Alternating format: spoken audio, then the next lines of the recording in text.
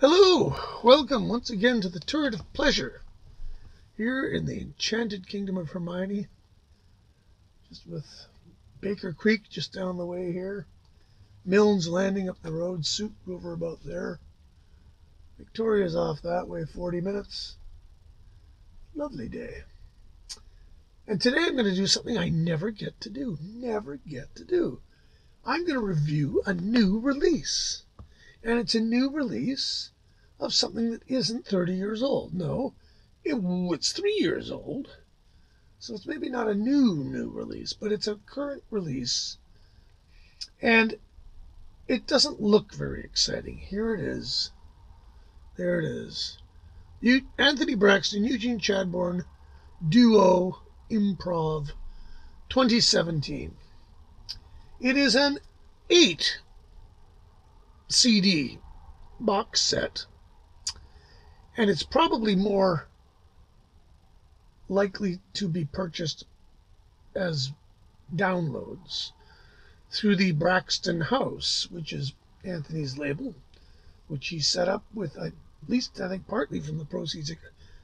I think he got a Rockefeller grant, and well earned. Anyways, you might wonder who these guys are, because some of you may not know who they are. Anthony Braxton. I've been into Anthony Braxton since about 1974. He's a very interesting free jazz, yet steeped in the tradition jazz artist, who is also very much a serious composer, which you might loosely describe as classical. But modern classical. And in many ways, he's very avant-garde. And in many ways, his jazz is very avant-garde. Yet he can play very comfortably with the likes of Dave Brubeck, a record I've got, which is really fun. And he's got a really distinctive tone, especially on the alto sax. And he pioneered solo concerts on the alto sax. So he'd do a whole concert just on the saxophone. And he would make it interesting. So he's always been interesting, and I didn't know about him, even though I was into jazz as a kid, until he signed a record deal with the then very young Arista record company, run by old Clive Davis. Clive Davis, yeah. And Clive hired a guy named Steve Backer to run his jazz division, and Steve ran out and signed Anthony Braxton. And they made a record called New York Fall 1974, which is a really good, fabulous record. And it's basically the best place to start with Braxton because it's a quartet. It's him, Kenny Wheeler, Dave Holland, Barry Altschul, fabulous players, every man jack of them. And they play these wonderful, they're compositions, but they're jazz compositions. There are solos, there are hit arrangements. Everybody plays their ass off. Fabulous. And that was the one that got me hooked on him. And he made Arista was great. They let him do just about anything he wanted, and so he did that. And he did, quartets, quintets, orchestras. He did a record with Richard Teitelbaum of synthesizer and sax duets, which is pretty friggin' weird. And they put it all out. They just did it for a while. And then, all good things like that must come to an end. I don't know if he cost them a fortune, but I doubt he made them much money. Although it really helped raise his profile. And then after that, he recorded for everybody. Now, I looked on the All Music Guide here, and he has 190 releases, according to the All Music Guide. And those aren't comps. Those are albums. So this man has put out a whole lot of music. And as has the other man on this record, Dr. Eugene Chadbourne. Now, again, Chadbourne, I've been into his music ever since I discovered his band Shockabilly way back in the day. And many years ago now, my old friend Jack Tillman put on a concert with Mr. Chadbourne at the University of Victoria. And he wondered if I would, want to get involved, help out a bit, whatever. Which I did, and I got to meet Eugene, and I recorded the show. I think he borrowed a bunch of my guitars because he wasn't traveling with a guitar. I said, "You don't have a guitar?" He goes, "Why would I travel with a guitar?" Just give me one that works. I can do my set on it. And I thought, man, that's deep. It really was a wake-up call. It's like, yeah, if you're good, you should be able to play your set on anything that works, anything that works. So I found him really interesting, and we got to be friends. And so pretty much every time he'd come to town, I'd have something to do with it. And it got to the point where I would get the show for him, which is something I'd never do.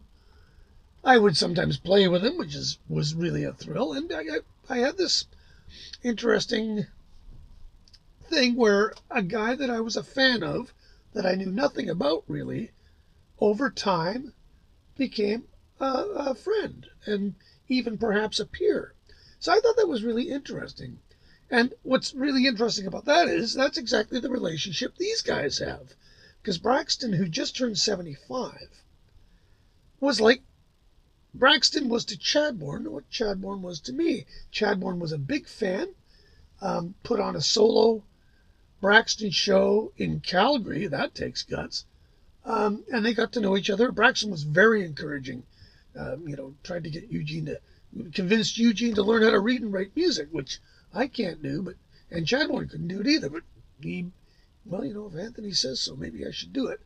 Ultimately moved to New York, I suspect thinking that Braxton had a job for him. As it turned out, Braxton didn't have a job for him, but had been kind of,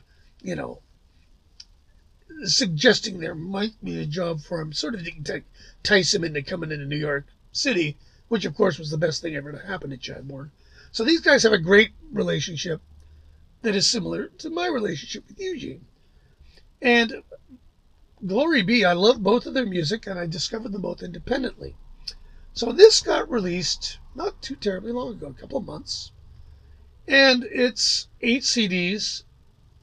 I think they made 500. I think mine's about number 450, because it cost me essentially $150 all in to buy this. So it's a lot of money. And it is 2 men free improvising. They had an egg timer.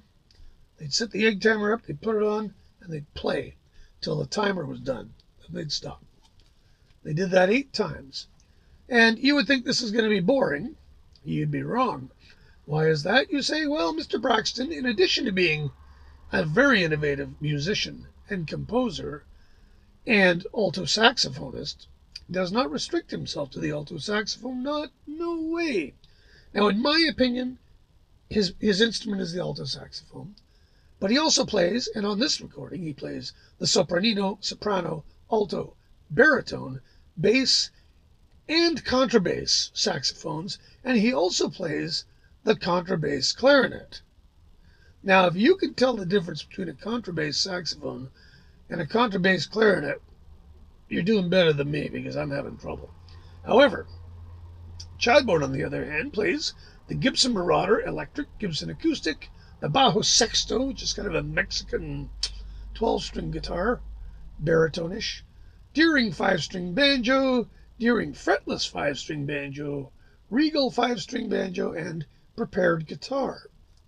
And the prepared guitar is pretty cool. There's all manner of things happening. I wasn't going to buy this because it was expensive, and I've got a lot of Chadbourne, I've got a lot of Braxton. But as I thought about it, I thought, well, I've never heard them play together. They never have played together. They've never recorded together. And so the more I thought about it, the more I thought, COVID, we're all pretty broke, but and then they were smart. They put a teaser on Bandcamp, 40 minutes or so for free. There you go. I didn't get 20 minutes into it, but I gotta own this. It's hard to describe it. When you talk about free improvisation, these guys go everywhere, and they're really listening to each other, and they're really tuned in to what each other is likely to do when given a particular stimulus. And this kind of free improvisation between 2 masters is just breathtaking. It's music making at its absolute finest. It's not like you have to learn a song or anything. All you have to do is make a sound that works with the sound that he's making. That's really all it is. It's not even notes necessarily. And a lot of the time they're not playing notes. Sometimes it sounds like there's a bunch of birds in the room with you. Sometimes it sounds like you're underwater and all the air is coming out of your submarine. I mean, it's a complete kaleidoscope of sounds and music. Every so often, it's kind of funny because there's a point in Chadbourne's book where some guy came up to him at a gig, and he was doing a free improvisation thing. And if you know Chadbourne's free improv, he can do anything. And the guy came up and said, I thought you were just goofing off there until you threw in that blues lick. And I always thought that was funny because the only thing the guy could recognize was the blues lick. On this performance, more than once in the 8 hours, they'll just fall into this kind of what I call fake jazz. And they sort of do this. They'll improvise a little bebop tune, and I suspect it's just to keep those guys happy. I thought you guys were just a bunch of monkeys could play this. My mom used to say that. My mom listened to the Braxton record Circle with Chick Corea, Dave Holland, and Barry Altschul, a 5-star jazz record if there ever was one on ECM. My mom sat and listened to it for about 10 minutes, and she went, monkeys could make this. And Chadbourne had an instant when a guy came up to him and says, my kid could do this. Chadbourne's reply was perfect. He goes, really? Get your kid to call me. Maybe he can back me up at my next gig. So it's challenging. It's unbelievably creative. These guys can both play their asses off on their instruments. Their combined age is about 140, I think. They play like little kids in a playpen full of toys. The love of music is so apparent. The love of the creative, impulse. The fact that there are simply no rules in this recording. It's sumptuously recorded. Fantastic recording. Couldn't have done it better myself. And it's, at the very least, worthy of your attention. I'm not saying go out and buy it. But like I say, there's a teaser on Bandcamp, and it's worth listening to. And if through that you discover the work of either of these men, my job will have been accomplished, because I really like them both. And like I say, Chadbourne has evolved into a good friend. He has slept not 10 feet from this very chair. And we've recorded many CDs with him now, probably half a dozen, I guess. And he's been really happy with them, and we've been delighted to do them. He doesn't get into the neighborhood very often because he's from on the other side of the continent, but when he does, we usually have a really good time, and a lot of really good music is made. I mean, that's why we're here. Anyways, thanks for watching. Don't forget to subscribe. Say a prayer for the folks on the Titanic. Oh, this doesn't look good either. And we'll talk to you next time. Thanks for watching.